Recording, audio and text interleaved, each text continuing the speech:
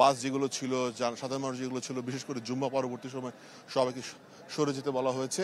এবং যেহেতু তারা এখানে জুম্মা পরে আসছিল, তো পুলিশ সেখানে অ্যাকশন নেওয়ার চেষ্টা করছে, এপিএম সেখানে অ্যাকশন নেওয়ার চেষ্টা করছে থামানো। কিন্তু আমি আপনাদেরকে দেখাতে চাই যে দেখেন ওখানে কিন্তু তারা দাঁড়িয়ে আছে। স্বাভাবিকভাবে এখানে নানা ধরনের ব্যারিকেড ছিল, সেই ব্যারিকেড হচ্ছে পুলিশ সরিয়ে রাস্তাগুলো খুলে দেওয়ার চেষ্টা করছে, যেন তারা ওইদিকে আসতে না পারে, এদিকে কোনো ঝামেলা সৃষ্টি করতে না পারে। আর যেহেতু সংসদ ভবনের খুব কাছে এই প্রোগ্রাম, সেই জায়গাগুলো তারা সরে দেওয়ার চেষ্টা করছিল। যে ব্যারিকেডগুলো দিয়ে তারা আন্দোলন করছিলেন, সেইগুলো থেকে তারা সরিয়ে দেওয়ার চেষ্টা করছে, যেন সাধারণ চলাচলটা স্বাভাবিক হয়। এবং এখানে কিন্তু এখনো গণমাধ্যমের কর্মীরা আছে, সাধারণ মানুষ দূরে আতঙ্কিত অবস্থায় কিছুটা এলোমেলো হয়ে দাঁড়িয়ে আছে, বোঝার চেষ্টা করছে আসলে কি ঘটনা ঘটেছে, কেন ঘটেছে, ইত্যাদি ইত্যাদি। তো আমরা যতটুকু নিরাপদে থেকে সংবাদ সংগ্রহ করা যায় সেটাই করার চেষ্টা করছি।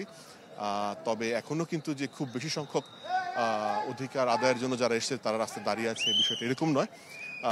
50-60 জন 100 জন হবে, তাদেরকেও আমরা দেখতেই যে এক দল বোঝানোর চেষ্টা করছে যে পরিস্থিতি যেন ঠান্ডা হয়, স্বাভাবিক হয়। কারণ রাস্তায় অনেক মানুষ দাঁড়িয়ে আছে, তারা এই ধরনের পরিস্থিতির জন্য প্রস্তুত ছিল না।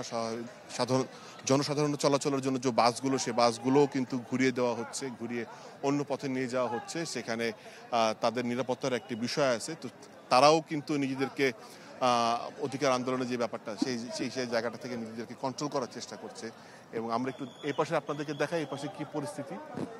পুলিশ কিন্তু মোটামুটি সেই আসাদ গেটের কোণা থেকে ওনাদেরকে সরিয়ে সামনে আসতে আসতে এখানে ধানমন্ডির 27 পার হয়ে সোমানবাগ পার হয়ে সামনে ওদিকে চলে গিয়েছে।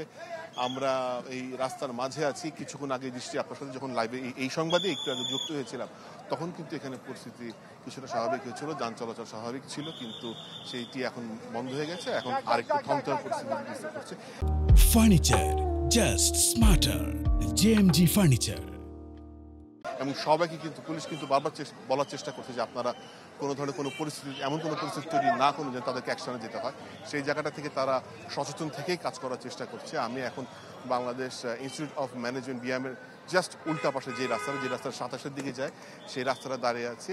এবং ওই পাশে যারা অধিকারের জন্য অধিকার আন্দোলনে নিজেদের অধিকার দাঁড়িয়ে ছিল, তারাও কিন্তু দেখলাম আস্তে আস্তে সংখ্যায় কমতে শুরু করছে। বিভিন্ন অলিগলিতে তারা চলে যাচ্ছে। এখন এই অবস্থায় আসলে পুলিশ তারপরে সামনে এগিয়ে যাচ্ছে। আমার থেকে খবর এই মুহূর্তে তো আমি আপনাকে দিতে পারছি না, কারণ পুলিশ এই জুলাই আহতদেরকে ছত্রভঙ্গ করতে করতে একদম 32 নম্বরের মাথায় চলে এসছে। তারপরও কিন্তু জুলাই আহতরা মানে এই অংশটি, যে অংশটি 27 থেকে আসাদ গেট থেকে পুলিশের ধাওয়া খেয়ে এই পর্যন্ত এসছে, তারা কিন্তু আসলে খুব বেশি ছত্রভঙ্গ হয়নি। সংখ্যা হয়তো বা খুব বেশি না, মানে 50-100 জন হবে। কিন্তু তারা এখনো তাদের জায়গা থেকে যে প্রতিবাদ, তাদের জায়গার যে আদায়ের আন্দোলন সেটা করে যাচ্ছে।